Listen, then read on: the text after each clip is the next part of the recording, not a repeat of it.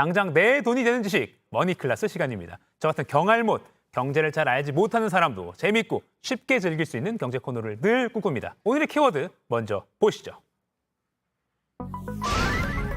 중국 제로 코로나에 몸살 앓는 세계 경제.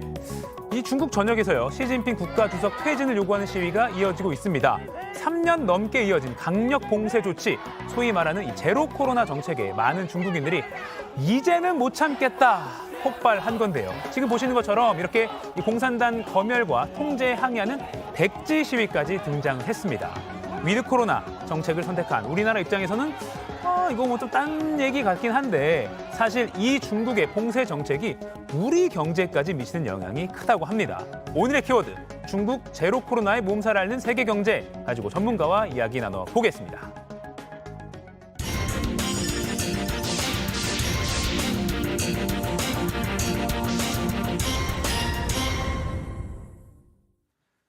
경제 맥을 짚어주는 도사님, 정철진 경제평론가와 함께 오늘도 맥 한번 짚어보겠습니다. 안녕하세요. 네, 안녕하십니까.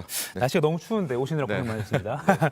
이 감시와 통제 나라라고 합니다, 중국. 근데 이렇게 시위가 벌어지기 전 좀 깜짝 놀랐어요. 네. 시진핑도 직접 거론하면서 시민들이 시위를 하고 있는데 제2의 천안문 사태 얘기까지 나옵니다. 아까 월드클래스에서도 뭐 장갑차 막 나오는 영상도 봤는데요. 그만큼 중국인들이 이런 위험을 무릅쓰고 항의를 하는 게 불만이 많이 쌓인 탓이겠죠. 그렇죠. 코로나 봉쇄, 코로나 폐쇄 정책에 거의 임계점에 다다라 온 것이고요. 이제 못 참는 그런 수준까지 왔다라고 볼 수가 있겠습니다. 이 제로 코로나 정책 벌써 시기로 따지면 2년이 넘었고요. 3년 가까이 되고 있습니다. 네. 일단 우리가 얼핏 생각하기에도 코로나라는 게 바이러스잖아요. 네. 바이러스를 제로로 만든다라는 것이 이게 말이 안 되는 건데 지금 시작할 때만 해도 이 시진핑 주석과 공산당은 자신들의 어떤 자신감, 방역에 대한 자신감을 표방하면서 제로 코로나 정책을 내세웠었습니다. 네. 근데 방법은 상당히 과격하고 또 단순할 수 있습니다. 뭐냐? 확진자가 발생을 하면 그 사람의 주거지, 직장을 다 봉쇄해버리는 겁니다. 굉장히 그냥 엄청난 충격들 아니겠습니까? 그래서 얼마 전에 아파트에서 화재가 났는데 그렇죠. 그 문 잠근 것 때문에 피해가 커진 거 아니냐. 그래서 중국 국민들이 반발을 하더라고요. 네, 이런 코로나 봉쇄 처음 시작은 6개월이겠지, 1년이겠지, 길어봤자 2년이겠지. 네. 근데 2년이 넘어서면서 한계에 다다랐고요. 이 사이에 또 어떤 의혹 제기도 있었느냐. 시진핑 주석이 3년이면 성공을 했잖아요. 네. 이게 제로 코로나라는 게 일종의 정치적 목적 아니야? 이런 의혹까지도 함께 나왔었습니다. 아하. 그리고 시진핑 주석은 3년이면 성공을 했었는데 제가 앞서 한계 임계점에 다다랐다고 하지 않았습니까? 바로 이런 상황에서 이제 중국의 신장 지역에서 봉쇄 때문에 너무나 안타까운 사고가 일어난 네. 거예요. 왜? 이 불이 났는데 탈출을 해야 되는데 막혀 있는 상황 때문에 더 피해가 커지게 네. 되는. 자, 이렇게 되면서 마치 들불이 퍼지듯 전국 중국 전역에서 이 제로 코로나 봉쇄에 반대하는 시위가 나오고 있는데 네. 화재가 발생했던 신장 지역뿐만이 아닙니다. 우리가 알고 있는 중국의 대도시들, 네. 상하이, 베이징, 수도까지. 전국에서 이 사람들이 다 나오게 됐고요. 시위의 내용도 처음에는 반봉쇄, 봉쇄 정책 풀어라라고 하다가 지금 이렇게 트위터나 이런 데서 나오는 영상을 보면 반정부 시위로 커지고 있습니다. 시진핑 얘기도 하고. 시진핑 물러가라. 네. 공산당 퇴진. 아예 민주주의를 받아들여야 된다. 이런 식으로 아주 시위가 빠르게 확산되고 있습니다. 네. 그래서 아까 한국의 홍대 앞에서도 중국 유학생들이 시위까지 벌이는 상황인데 이렇게 지금 상황을 설명해 주신 게 바로 이것 때문입니다. 이 중국 제로 코로나 정책이 그러니까 중국의 경제뿐만 아니라 네. 전 세계에 영향을 준다고 해요. 그러니까 역시 중국이 세계 공장이다 이런 말도 있는데 네. 그 세계 경제에 얼마나 이렇게 영향을 주는 겁니까? 그렇죠. 우리 시각이 이제 머니 클래스니까 당연히 경제적으로 이제 포커스를 좀 가야 될 것 같은데요. 네. 중국 경제 말씀하신 대로 세계 공장이기도 하지만 네. 이제는 세계 백화점에 초입도 됩니다. 즉 네. 생산뿐만이 아니라 소비도 함께 담당하는 네. 그런 식으로 존재감이 커졌는데요. 네. 표를 보면 전체 세계 경제의 거의 한 20%, 많게는 4분의 1, 연관 효과까지 보면 보고 있는데요. 아직까지는 경제 규모에서 미국 사이즈가 크다고 하지만 네. 중국이 턱 밑까지 추측해 오고 우리나라와의 관계를 보면은요. 무역 관계에서 우리나라가 가장 많이 수출 수입을 수출하는 나라가 바로 네. 중국입니다. 얼마 전에 저희 머니클래스에서도 우리 한국의 지금 무역이 흔들린다. 8개월 연속 무역 적자다. 이런 이야기를 전해드렸었는데 네. 왜 이렇게 무역 적자가 길어지는가? 세계 경제가 침체에 빠지고 원자재 비용이 올라가는 그런 이유도 있지만 핵심은 바로 여기서 찾을 수가 있습니다. 우리가 가장 많은 수출을 하는 데가 중국인데 중국이 이 제로 코로나 봉쇄 때문에 거의 처참하게 무너지고 있거든요. 경제 상황이. 그럼 네. 당연히 우리가 수출을 많이 하는 우리의 수출까지도 타격을 받게 되면서 우리의 무역 적자에도 좀 같이 영향을 미치고 있다라고 볼 수가 있겠고요. 네. 또 하나가 이제 세계 경제에 대한 그런 부분이기도 한데 네. 우리가 보통 중국을 얘기할 때 이런 얘기를 많이 합니다. 빠오칠, 빠오류. 뭡니까? 못해도 7% 성장. 아, 빠오류는 못해도 6% 6%. 성장인데 올해 중국 경제 글쎄요 4%도 위태하고 3%까지도 오고 있는데요. 네. 표를 통해서 한번 볼까요? 2020년 1분기 당시는 코로나가 이제 시작됐을 때가 마이너스 성장을 했었는데 그 뒤로 이제 코로나 봉쇄를 쭉 하면서 올 3분기에 0.4 오미크론이 터지면서 다시 한번 제로 코로나를 강력하게 코로나 봉쇄 밀어붙일 때가 또 0%대까지 떨어졌었고요. 이제 이런 상황이라면은 올해 경제 성장률도 이게 이어진다면 거의 뭐 4% 밑으로 떨어질 것 같고 당연히 세계 경제, 한국 경제에도 악영향을 미칠 수밖에 없습니다. 그러니까 못해도 6%라는 말이 나왔던 중국이 네. 지금 0.4라는 수치를 받아들였으니까 이게 세계 경제도 정말 충격적인 상황입니다. 네. 그러니까 이게 제가 머니클래스를 하면서 계속 느끼는 게 외신, 그러니까 외국 사례, 뭐 외국 뉴스 같은데 결국 우리 주머니까지 영향을 주더라고요. 그럼요. 네. 그러면 이미 지금 내년부터는 경제가 세계적으로 경기 침체가 올 것이라는 전망이 거의, 이미 많이 네. 나와 있는데요. 이 중국의 제로 코로나 정책이 언제까지 갈지 또는 이 봉쇄 또는 시진핑 반대 이 시위는 또 언제까지 갈지 얼마나 커질지 이건 전 세계가 뭐 다 주목할 수밖에 없을 것 같아요. 그렇죠. 뭐 주식 투자하는 분들도 관심이 많을 텐데 일단 경제 성장률 내년에 뭐 우리뿐만이 아니라 전 세계 경제는 경기 침체에 내년 여름께 빠질 것이다라는 게 거의 뭐 유수의 기관에서 대부분의 전문가가 예측을 하는 겁니다. 그러니까 정말 힘든 2023년이 될 것 같은데요. 그러면 좀 희망은 없는 거야? 반전은 없는 거야라고 할 때 크게 두 가지의 이슈를 뽑습니다. 어떤 겁니까? 첫 번째는 지금 미국이 굉장히 돈줄을 죄잖아요.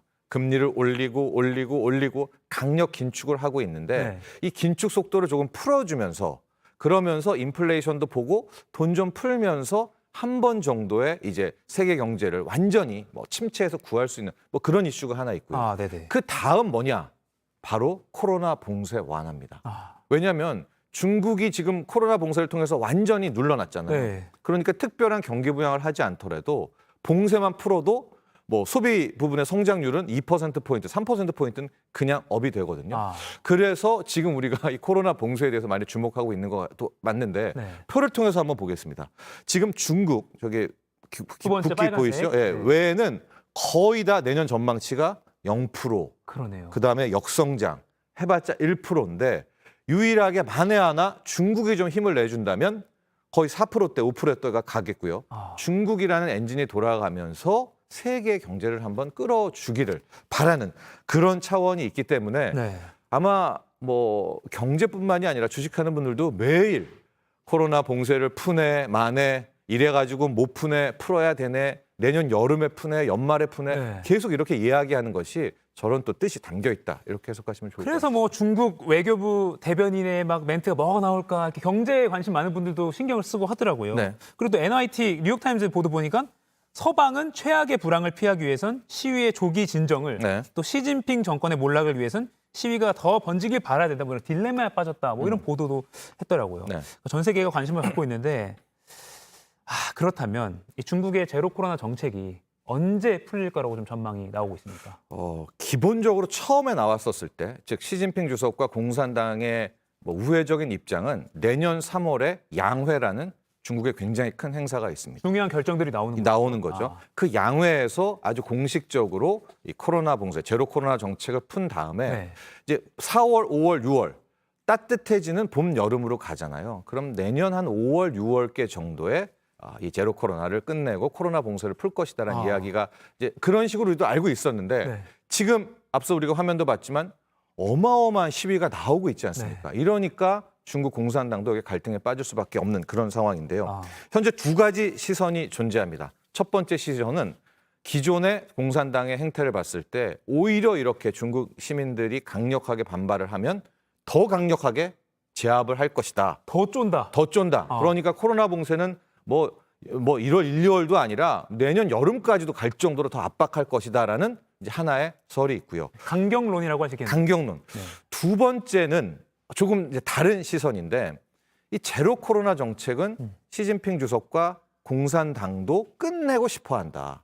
그런데 그동안은 명분이 없었다. 왜냐하면 자신들의 우월을 표하기 위해서 코로나 봉쇄 제로 코로나를 했는데 네. 은근슬쩍 풀면 어떡해요? 하고 풀었을 때 만에 하나 막 확진자 수가 4만 명, 5만 명 나오면 스스로 자기 모순에 빠지지 않습니까? 네. 근데 이런 가운데 저렇게 중국 시민들의 뭐 반시비 정책 또 IMF 같은 곳에서 코로나 정책 재보정해야 된다. 이렇게 좀 판을 깔아줍니다. 아, 그래요? 그러니까 이것을 명분 삼아서 시진핑 주석과 공산당도 이참에 자연스럽게 코로나 봉쇄를 이 제로 코로나를 끝낼 수 있지 않을까라고 해서 골드만삭스 같은 곳에서는 원래 예상했던 내년 3월 이후 아니야. 더 빨리 풀 수도 있어. 이런 전망도.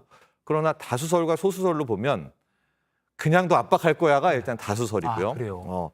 그런데 오히려 이런 계기가 역설적으로 코로나 봉쇄를 빨리 풀 수 있을 것 아니냐가 소수설이긴 한데 두 가지 시석이 지금 함께 존재합니다. 그러니까 이게 계속 시위가 번지고 있고 지금 굴러가는 이슈라고 하잖아요. 그래서 네. 좀 더 지켜봐야 될 필요가 있겠네요. 근데 만약에 중국 시위로 제로 코로나 정책이 확 완화가 되면 네. 중국으로 돈이 또 확 몰릴 것 같아요. 네. 그러면 당장 우리 환율은 좀 어떻게 될까요? 정확한 지적이신데요. 지금 우리가 뭐 킹달러, 갓달러, 무조건 달러만 가져야 돼. 달러를 손에 넣어야 돼. 그런 이유는 금리 때문입니다. 뭐 금리가 높고 앞으로 더 올라간다고 하니까 따져보면은 돈을 이렇게 벌 수 있는 수준이 내가 왜 투자해? 내가 어디 왜 가? 그냥 달러 갖고 그거 은행에다 두면 되는 거 아니야라는 그런 것 때문에 사람들이 달러를 찾고 또 달러를 찾고 하니까 달러만 승승장구한 건데 네. 말씀하신 대로 이제 중국이 푸는 거예요. 하고 중국에서 한번 으쌰 뭔가 기회가 나올 것 같다면 이 달러가 지갑에 있지 않겠죠. 뭐 금리가 높기는 하지만 내가 한번 저기에서 투자를 해보면 훨씬 더 많은 수익을 올릴 수 있을 것 같아. 그러면 달러가 이제 다시 금고에서 미국에서 밖으로 쏟아져 나오게 되면 우리가 생각했던 그동안은 달러를 가지려고 해서 달러의 몸값이 치솟았는데 네. 이제는 달러 대신 뭐 신흥국 주식, 달러 대신 중국 주식, 달러 대신 우리 한국 주식 뭐 이런 걸로 원자재로 가게 된다면 실제로 달러의 가치가 떨어질 수 있어서 지금 위안화 약세, 원화 약세 문제가 크잖아요. 근데 만약에 이 코로나 봉쇄가 환율로 따지면 오히려 달러 강세를 약세로 바꾸는 그런 계기도 될 수 있습니다. 그건 좀 어떻게 보면 일부 산업군에서는 긍정적인 역할을 할 수 있겠네요.